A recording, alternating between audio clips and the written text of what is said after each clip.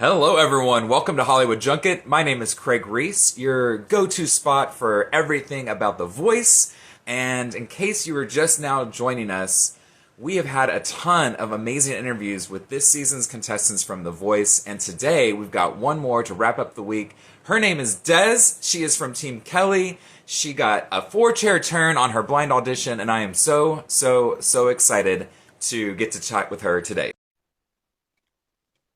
She'll be with us in just a second now. I'm so excited to have her on. And yeah, if you are watching and you want to leave some comments or questions, please do so. Guys, how are you doing? I'm good. How are you? I'm I see Tammy I'm here. great. You look great. I like the background choice too. That's awesome. Thank you. Oh my goodness. Well, I was just praising you before you joined, but you are just doing so good on the show. Congratulations. Thank you. Thank you so much. Well, I want to start off first with the blind auditions. Like I said, you had a 4-chair turn. Yes, John, sir. well, you picked Kelly. Great choice. Love her. Yeah. John called you the one that got away. How did that make you feel? And how did you what was going through your mind with 4 chairs, with 4 coaches turning for you? Listen, so you go into this opportunity, one, just grateful to have been sifted out of millions and thousands and hundreds of people to get on this stage and sing in front of, such an iconic panel of coaches. So you get up there, and you just pray for 1 chair. And then, the pressure that I was under singing such an iconic song by an iconic artist, I'm just like, ooh, this is one of them songs, either you hit or miss. So I just wanted to get 1 person to turn around. And I got 4 people to turn around. So it was extraordinary. It was extremely amazing to have the opportunity. So how did you choose? Okay, so you go into it, thinking who you want to work with and, praying that they turn around, and then you get 4 people. It was something that Kelly said. I don't know. It's a Texas thing. It's a connection.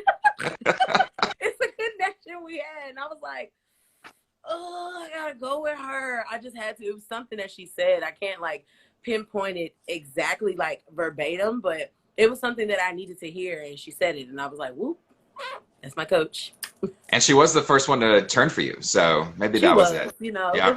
She felt that Texas energy. She felt that yes. hospitality in my voice, and was like, oh, yeah, let me turn around real quick. Absolutely. And I got to tell you, Unbreak My Heart was stuck in my head that whole week after you performed. Oh, thank you. It was stuck in my head forever. It's still stuck in my head. They actually used your performance as a cliffhanger so that we didn't know who you chose until the next episode. How did that make you feel? And were all your friends calling and asking, what happened? First of all, the way it made me feel, so I'm sitting there like, oh my God, they're about to be excited. And I'm so glad that I didn't get overly excited and jump up, because when they were like, Super Bikini, I was like, I think I have a recording of my entire family going, what the? And I was like, oh, I was like ducking under the couch, like, oh my God, I'm about to get stoned. They was like, Desz, what the hell? And I was like, oh, excuse me. I was like, oh my gosh. I was like, I'm so sorry. They was like, you telling me we got to wait till tomorrow? And I was like, sorry. Yes, you do have to wait till tomorrow. Yeah, I was definitely bombarded with, tons of mail. Just let me know. Just tell me who it is. Just tell me who it is. And I was like, tune in tomorrow. Yeah. Oh, it's the worst. It was the worst. It was the worst feeling for me, because I'm sitting here. Listen, I had my Kelly jacket in a bag behind the door. I was ready to be like, hey, and then I still had to sneak it out. Like, oh crap, can't do that. Well, you've also had it for months, so I can't, that has to be the worst. Here's what's funny. So I'm from Houston, and Houston stays hot. So the day of my showing of the Blind audition, it was scorching hot outside. But the very next day, it was super cold. So I was able to put the jacket on and wear it out. I was like, yes. Yeah, nice. So I got to wear it outside. I mean, wear COVID, so I couldn't go anywhere. But I definitely wore it outside. It's true. Walking down the street, anybody knows what this jacket means? Yes. Oh, so cool. I saw that Tamara is on. Hey, Tamara. I got to talk to her earlier. And I watched a little bit of y'all's live last night, which is really fun. And one of the questions y'all asked each other is one of the questions I had for you today, so I still want to ask so everyone here can see. Yeah. But Well, no, I just lost it. Where'd it go? Oh, yeah. Who are you expecting to battle in the battle rounds? Okay, so out of out of everybody on the team, I was expecting to battle Marissa for some reason. I just felt like Hmm. we were both like belters, and they were just gonna have us like belt it out, like belt Yeah, to the deaths. a belt And battle. and Yes. I was like, and then my second choice was like, oh, it could be Joseph Soul because he has soul in his name, and they consider me as a soul singer. So it was like they could put us together, but I really thought it was gonna be Marissa. Like me and her was like, yeah, we're gonna battle. We're gonna battle. And then Yeah. we got our battle partners. We was like, oh wow, we're not battling. So Well, we'll see. Larissa hasn't been on the battles yet, I don't think. So we will yeah, she see. hasn't. You'll see who she battles. Yes. So what did you think when you knew that you got the song If You Don't Know Me by Now? Okay, so I have listened to that song, growing up. That was just one of the songs that was in rotation, growing up and You couldn't back miss it. home Yeah. on Saturdays, you hear the music come on and it's time to clean. So it was just one of those songs that was in rotation, one of those songs that was at family barbecues, family functions. So I was very familiar with the song. Hmm. It was just very unexpected to get it as a battle. One, because Yeah. it's not a duet song and it's a man and Hmm. a woman. So me and Joseph literally had to sit down and deconstruct the song, find a meaning, and then find the chemistry to make it, into a duet song. Because if anybody didn't know the song until this point, they would think that it was a duet song with me and him singing it. But Absolutely. it's really Mhm. just a man's perspective of something. So I had to come in with a feminine touch and a feminine side, and we had to figure out some type of, structure. So it was very shocking to get that song. Like out of all the duet soulful songs in the world, we got this song that's not a Yeah. duet. And it was a challenge to find that chemistry. So it was very shocking. Well, you gotta love a challenge, and you talked about how you had to approach that song. Did Kelly and also the guest coach Leon Bridges. Leon, how did they help you get to that point? Okay, so first of all, meeting Kelly and Leon Bridges, it was like, oh, they're right there. I just want to touch them. Yeah, But yeah. their feedback that they gave us, with me and Joseph's voice, we're different.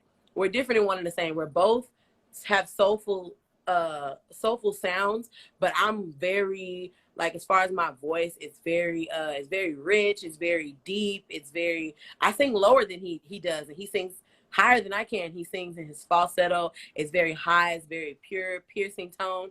So we had to find a happy median for both of us. And so I don't know if you've listened to the song, but there's plenty of times where we interchange, where I Hmm. start the song off low and he starts the song up high, and then I go high and he goes low, and then I end the song at the bottom. So she definitely like encouraged us to not be afraid of, the things that makes us unique. Like my rich tone makes me unique. Your high, his high head voice makes him unique, and pull on those strengths, and what I'm saying, they Yeah. complement each other, and we just had to find a happy medium to complement each other. So she helped us in that way, and Leon Bridges was just amazing. I was just so impressed with him just standing there and looking as beautiful as he did. Yes. Well, it worked out because the battle performance was amazing. Both of you did great.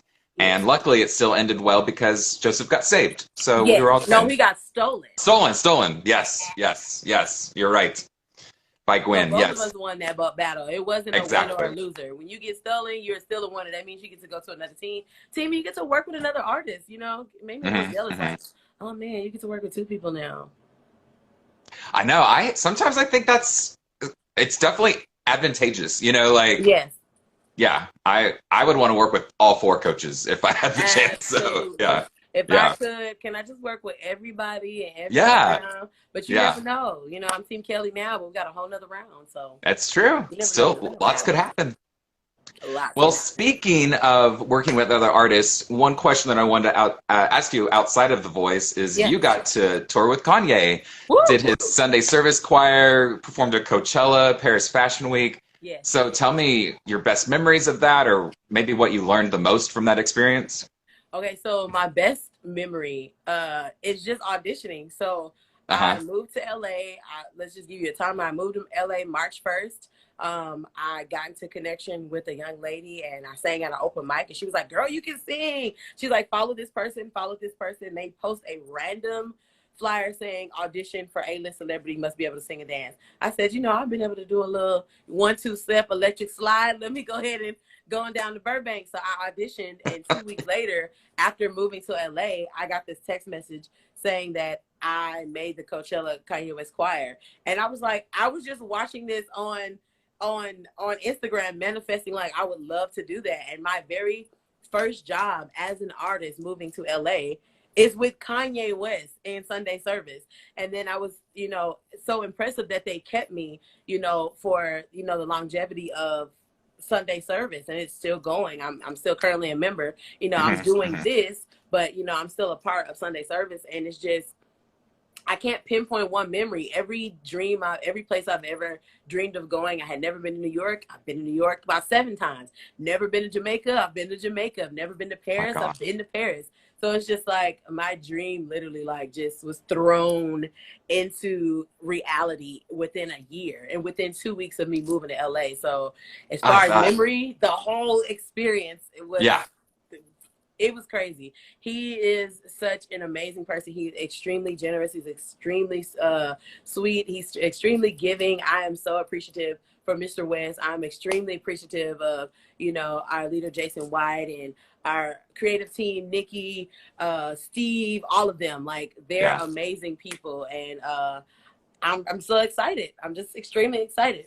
So cool. So awesome. Congrats on that, too. Thank you. Well, one more question for you, then I'll let you go. Today is Friday the 13th, so it got us thinking, do you have any superstitions or do you have any rituals that you do before you perform? Okay, so as far as superstitions, I don't have any superstitions. Yeah. I grew up, with a Christian faith, so I just didn't really believe in anything. I just believe in, whatever you put into the world, you'll receive good. Whatever you put out, that's what you get in. So, splitting a pole or stepping on the crack, but today is like you did say it's Friday the 13th. Oh, Tam, she's talking about Jingle Jangle. So just a fun fact, Jingle Jangle is a all black cast Christmas movie that just came out today on Netflix, and I was fortunate enough to be one of the samples. What? Sunday Service Collective that sang in the choir for some background stuff. So that's my celebration for Friday the 13th. Yes, that's so awesome. What a year. Oh my goodness. Yes. As far as rituals before shows, it's so weird that like I go on stage and I exude so much energy, but beforehand, I like to listen to extremely like loud music like that is like probably unpredictable. Like sometimes I'll listen to Phantom of the Opera and it's so loud in my ears and I'll just be sitting there and you'll be like, are you okay? I'm like, yeah. And it'll be like, I don't know. It's something about the loud music in my ear that like takes the nervousness and adrenaline out of my body. So when I get on stage, it's like I'm already like pumped. Like I'm really calm before I go out there and just become a thunderstorm. It's really weird, but yeah, that's my pre performance. I love it. That's awesome. Well, I will let you go, but thank you so much for a great interview. You're so awesome. And guys, I've seen a lot of comments, a lot of hearts. Like, please follow her on Instagram. Definitely. Twitter. When we start voting, please vote. And I do have a feeling we're going to see you for a while. So hopefully I'll get to chat with you again in a few weeks. So I pray. Yes, me too. Thank you so Des, much. Thank you so much. You're so great. And I'm so excited for you. Thank you so much. Have a great weekend. You too. Bye. Bye. And that'll wrap it up for us. That was Des, Team Kelly. This season's The Voice. Super talented, super beautiful person. Please follow her and check her out if you have not seen her performances. They're obviously on YouTube, so go check them out. Speaking of YouTube, all of our interviews from our live Instagrams also go to YouTube. You can find those at Hollywood Junket.